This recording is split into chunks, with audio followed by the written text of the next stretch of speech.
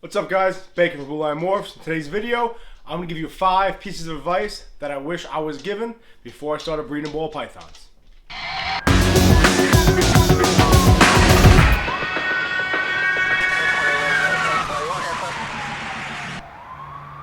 What's up, guys? So we're going to get right into it. My number one piece of advice that I wish I was given when I first started breeding ball pythons is to pick your morphs. Pick the genes you're going to work with. Don't just start buying everything you come across. Now, I understand that might be difficult because if you love snakes like I do, you're gonna see this, you're gonna see that, you're gonna buy. Next thing you know, you have 20 snakes with no real projects declared. So if you're deciding you want to breed ball pythons, maybe you have 1 or 2, maybe they're not exactly what you want, but you need to find a morph you want to work with. For me, it's clowns, coral glow, banana, and piebalds. I love all 3 of them. Now, unfortunately, when I first got into it, I didn't have this piece of advice. I just ran amok. I was buying everything I came in contact with. Right? I went to a show, I liked the snake, I bought it. I was on Craigslist, guy was selling a snake, I bought it. I bought normals, I bought coral glows, I bought a freak that I didn't even know what was in it. I bought her. I wish I had a plan in the very beginning. Over the last couple months, I slowly got myself on a path, but in the beginning, I had no real plan. I had no real path or gene that I wanted to work with. Eventually, I started altering it towards piebald and my clowns and my coral glows. But at first, I had just a plethora of snakes. Now, I get it. If you love snakes, who cares, right? Breed this one with this one. But I really wish that somebody would have told me to have a path, pick the gene you like, and work with it. Now, with that being said, I don't recommend that you pick a gene that's popular, okay?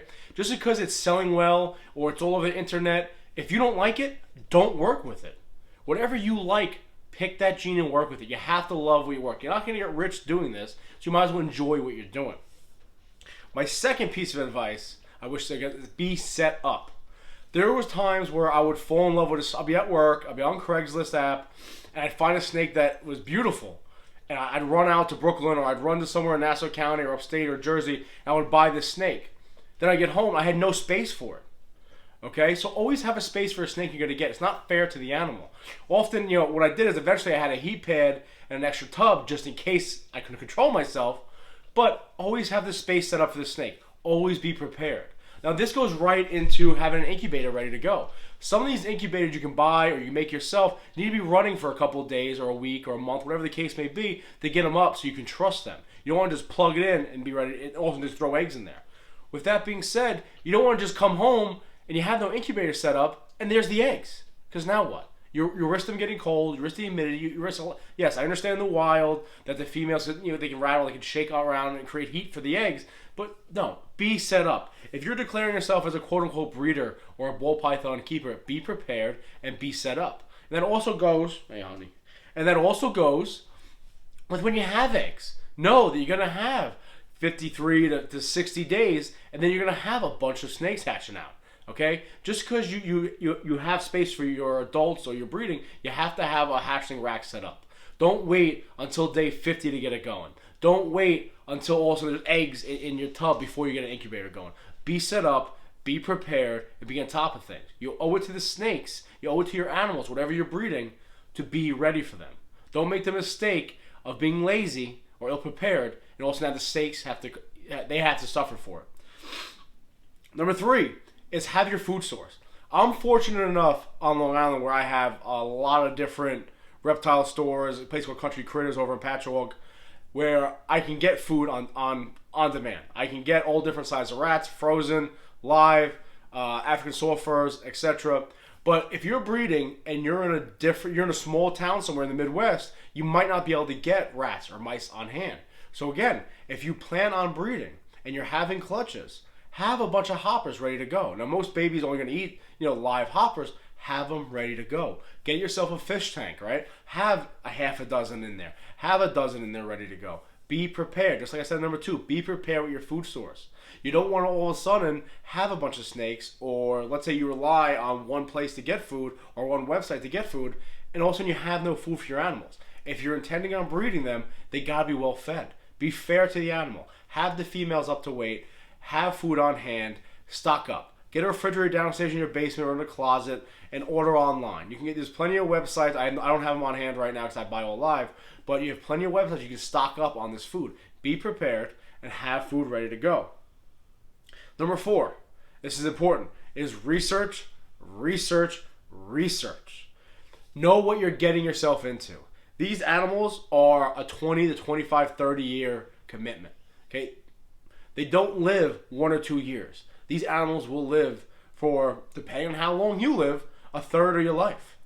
Be prepared for that. Research this. Have the right husbandry. Have the right setup, the right rack system. Again, be ready. Be prepared. But also, if you're going to start pairing animals together, and let's say you don't have a path that you wanted to follow. Let's say you did just run amok like I did in the beginning, and you grabbed this snake with 3 genes and this snake with 3 genes, and you put them together. And let's say you were prepared, and you had a bunch of babies. Perfect. Awesome. What are you producing? Do the research to know what you're going to be producing. Do the research to know what the babies are going to be, right? That means going online, maybe go to Morph Market, you can put in the genes and see what other people are selling, okay? So if you can produce X, Y, and Z, look at the snakes that look like X, Y, and Z. That way when they're born, when they're hatched out, when you cut the eggs open, you know what you're looking at. You can identify it. Do your research. Do your research. Again, I think it's super important to do your research because I think people get involved in things and they have the best intentions, but then because they didn't do the proper research. Now, that's kind of why I'm making this channel also. There was videos that when I was first starting out were lacking on the internet. I mean, you had these big time breeders. You had people that had great videos, how to breed, do this, this, and this, but they didn't hit you in the face with the truth. Be prepared or you're going to kill your snakes, right? Be prepared or you're going to lose a clutch. Be prepared to have food. So research, know what you're getting yourself into, know what these animals entail, and know they do get a decent size. They can get up to 5,000 grams, 4,000 grams. Know what you're getting, okay? I too often you see people unloading these animals on Craigslist, $100, I don't want her anymore, I don't want her anymore. That's not fair. Know what you're getting into. And number 5, and I think this is probably one of the most important piece of advice I wish I had gotten and that I had to learn over time, is patience. Patience, patience, patience. One, you have to be patient because if you buy females, you want to raise them up. It could take 2 to 3 years. My buddy over at Porter Pythons, Mike, told me, he's like, listen, I don't breed my snakes that are at least 3 years old, up over 2,000 grams. And that made a lot of sense to me because he's got pieds that are 4,000 grams, which is almost unheard of. And he said that he believes that if you don't breed them right away, it enables them to grow bigger. So understand that just because you buy this powerhouse male, now males can be ready in about a year, but if you buy this powerhouse female, you want to breed her, it's going to take bare minimum, 2.5 to 3 years before you can breed her. Don't think you're going to buy all these snakes and all of a sudden you're making money. And here's the reality. You're not going to be rich off of breeding these things. Can you make a little cash on the side? Absolutely. But you need to have the patience. You need to understand that these snakes take a while to grow up. You have to have these snakes.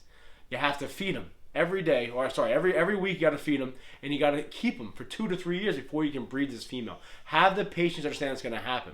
And also, once you start setting up your long-term goals, for example, with her, I bred my banana pied to her. I'm looking for her to lay this year, and I want to get some banana, Russo, het pied snakes because eventually I want to breed them back. Hopefully I get a female. I want to breed it back to the male and create banana pintos, okay? It's like a yellow head with all white snake, essentially banana Russo pied snake.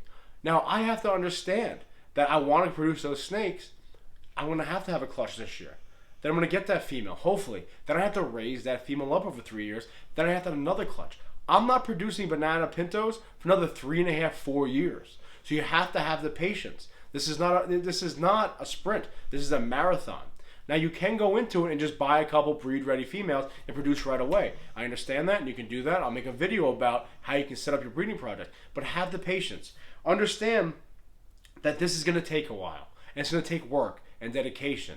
Although I said in the last video that you can have these snakes, not worry about them, which is true, you have to clean their tanks. You have to maintain their water. You have to check them out for any illness or any illness. You have to check them out if they're in shed. You have to help them, okay? It is a lot of work. Now, I only have, 10, 15 snakes, and it takes me a couple hours about an hour a day and a couple hours in the weekend to clean out the tubs. Once you get into this and you have 30, 40, 50, 100 snakes, it's going to take hours. You need to put the work in.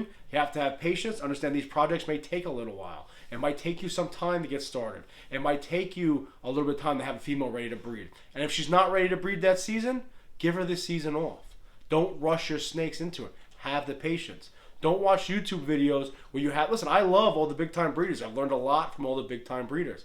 But have the patience. No, you have to build your infrastructure. You have to build your hets. You have to build your babies. You have to build your holdbacks. Don't look at these guys that have 100 snakes behind them, all worth $1,000 a piece, and rush to try to get there.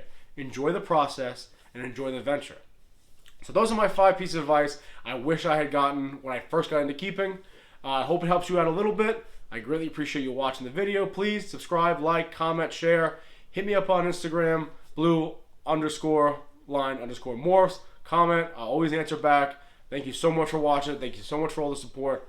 So that's the end of the video.